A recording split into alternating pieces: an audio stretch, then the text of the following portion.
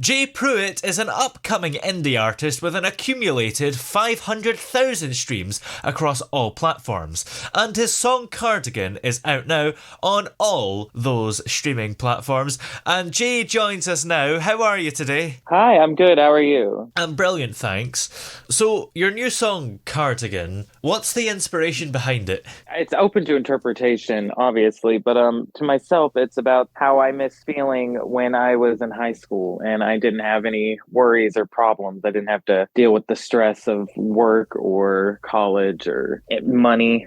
I could just sit back, listen to music, and hang out in my room with my cat. What was so kind of unstressful about high school? Because I think there's maybe a lot of people that would find it the opposite, actually. They were stressed about exams, and now they're free in the world. I see that. But for me in my life, I felt like that was such a time where it was more of the petty things you had to worry about. Like I wasn't as stressed with my classwork as I was with if my shoes matched my shirt or not. Yeah.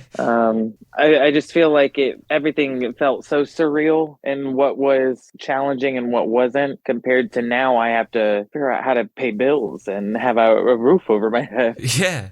Is it all relative? At the time, maybe you found the petty stuff quite stressful, but in hindsight, it's not stressful in the slightest. Yeah, now it's more like I said, it's more about making sure I have a roof over my head and making sure I have gas in my car so I can go to my jobs. And I feel like college is definitely more stressful with the exams. Yeah. Now, this song Cardigan, the musical style of it, I guess, sounds quite reflective, doesn't it? Yes, I wanted that nostalgic feeling. So, how do you actually go about creating that? Because that maybe sounds easier said than done. It definitely in the tones, especially the minor keys and the swing guitar, and I think a lot of it though plays more into the vocals, how it's written and how I sing it. I feel like that's what set it from being just an indie bedroom song to being more nostalgic and more reminiscent. So, how would you describe your musical style in general? Oh, I'm all over the place.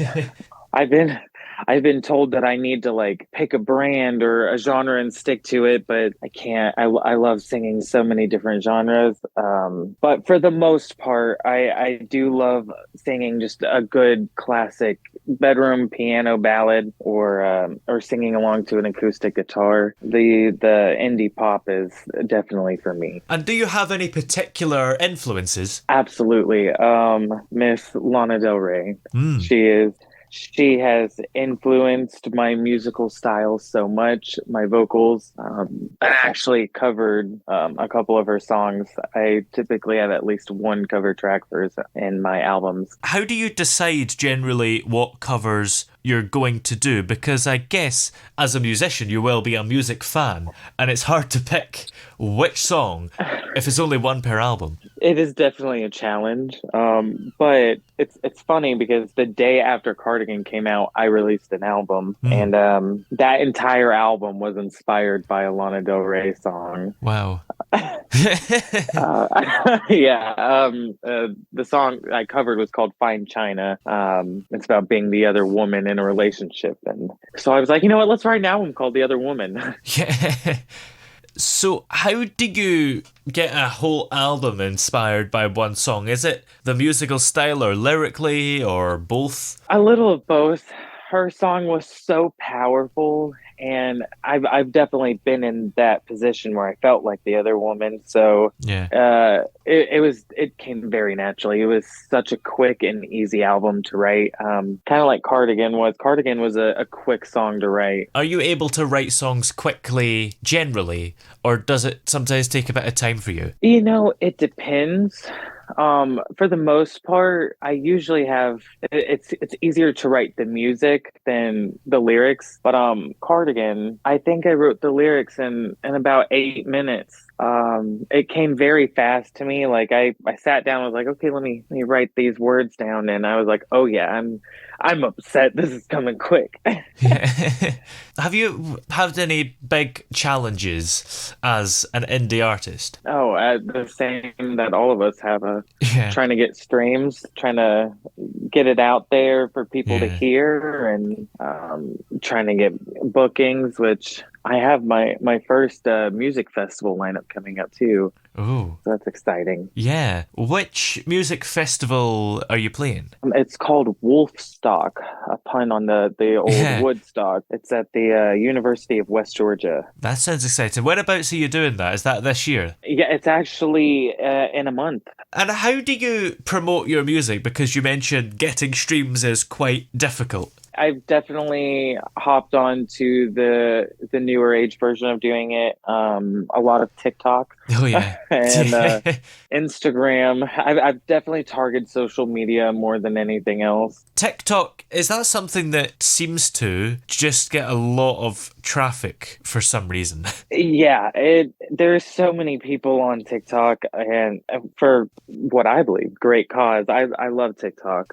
It's a good little escape, and I've noticed myself, I'm usually quite sad when I hop on there, and it makes me feel better. And so I feel like that's definitely when people are feeling that way, and they come across one of my songs on there, they're like, "Oh yeah, I feel that again."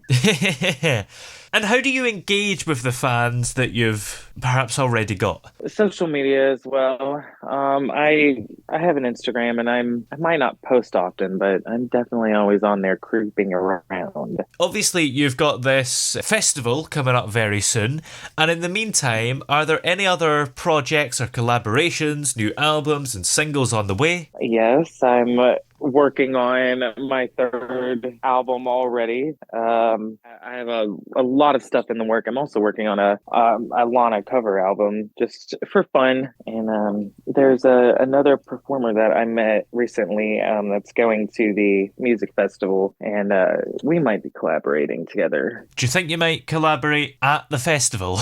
You know, it's anything is possible. A Lana cover album sounds exciting. You're clearly a fan of her. I'm a major fan.